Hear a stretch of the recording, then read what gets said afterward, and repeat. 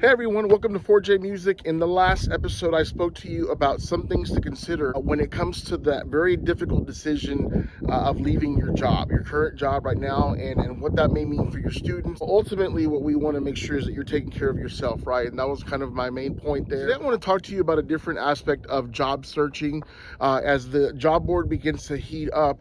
I know that there are a lot of people that want to be concentrated more, urban areas where, there's a Walmart and where there's a lot more amenities, but I would encourage you not to completely scroll past some of those smaller schools. I've spent the majority of my career in small districts, small schools, and I can tell you that it's a really rewarding place to be, but it's rewarding in different ways. You have a lot more control maybe of your program. If you're the head director, you get to steer it however you want. Every single person, every single one of us, we need affirmation, whether you think you need it or not.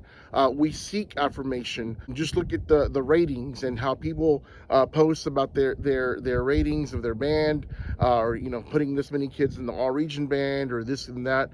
Those are things that we want to celebrate our kids, but a lot of times it is just to affirm to others, hey, I'm doing a good job, right? And there's nothing wrong with that. Don't get me wrong. I'm not blasting you if you do that, and I do the same thing. But what I want to tell you is that there are different ways that you get affirmed in a small school. And so one of the ways that I've found that happens to me all the time, and I'm very, very fortunate, is that many times I will go to the grocery store there in Cross Plains where I teach, and I will run into some man I've never seen in my life. And they will say, hey, you're the band director, aren't you? Oh, yes, ma'am. Yes, sir. Yes, I am, and they'll just go on and on about the band program and how good it's doing and how it used to be this and now it's this. And so that is really, really rewarding. It's a pat on the back from the people in the community that are validating the work that is happening. The number one thing I do when that happens is I deflect that to the kids because they're the ones that are working hard. Number two is I thank God because I needed that perhaps on that day. And a lot of times it happens on days where I need it the most, okay? That happens a lot in small schools, okay? Now, the flip side of that is, and I'll give you an example of being at a bigger school I was teaching at, a few years ago. Our band had just done something really remarkable. I believe we had just earned the sweepstakes or something like that. I don't remember what it was. But that particular week, we also had the soccer team that did really well. And we also had the swimming team that did really well. And the chess team and a lot of other groups that also excelled that week. And that's not to take away from their accomplishments, but you and I both know that in band, there may not be as many opportunities for competitions like, the football team. So whenever, we had that sweepstakes that particular week, it was great and it was celebrated, but, with everything else that was going on in that week and all the other kids that were being celebrated, it almost became like an afterthought. Nothing to take away from those kids that excelled in those other different activities, but for our kids that did that one thing, that we have that opportunity to earn the sweepstakes one time a year, it's our entire season all in one performance. It just seemed like it was overshadowed.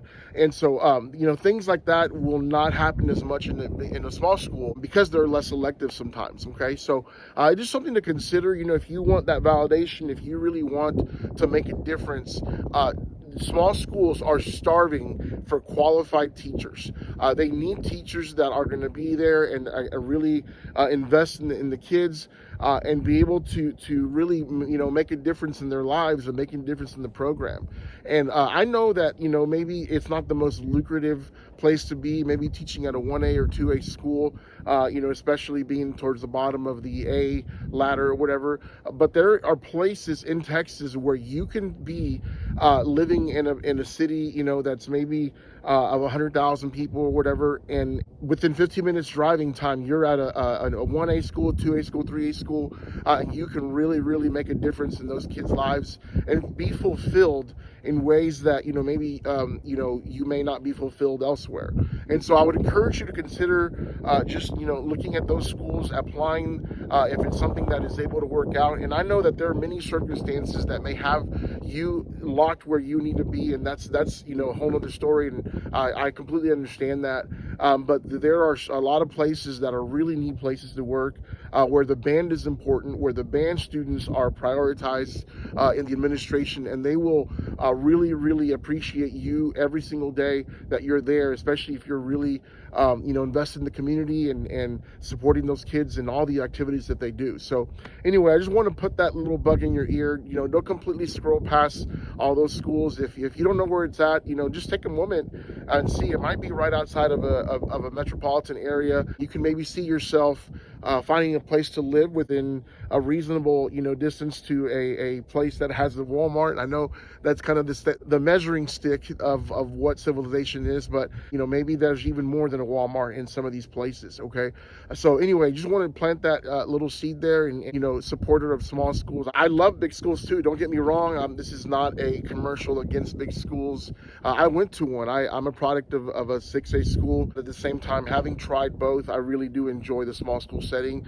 Being able to actually devote more attention to the individual student, and at the same time feel like you are contributing to the culture of the school, and not just being an afterthought in the whole environment there. So anyway, just want to put that bug in your ear, and if that's something that is able to maybe motivate you to consider some other schools, I hope that it's a good fit for you. And if not, I hope that you find something that is a good fit for you.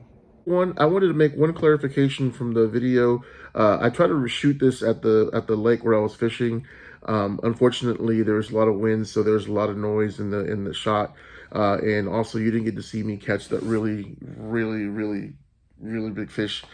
That's beside the point. But I'm not trying to tell you that if you get a job at a small school that you can become a celebrity in that town. That's not what I'm saying at all. But what I am trying to get you to understand is that, at least based on my experience, it's been such that I feel validation through the community. There's going to be a lot more opportunities for that. And even just having your administration be more accessible. I see my superintendent, whether it's in the hallway or whether I go down to the superintendent's office to go, mail a check or something. I see him almost every day. And there's some days that he'll, we'll shoot the breeze for a second. And there's some days that, we'll talk about, planning and stuff or whatever. But there's some days that, I get a pat on the back for the band having done well. And so anyway, those are some really neat aspects of small school teaching. And again, just the validation that you'll get, from the community. Those opportunities are going to be more present there, in my opinion. The staff and the administration being on board with pushing the program is going to be something that you'll really, I think you would see a lot more positives there as well.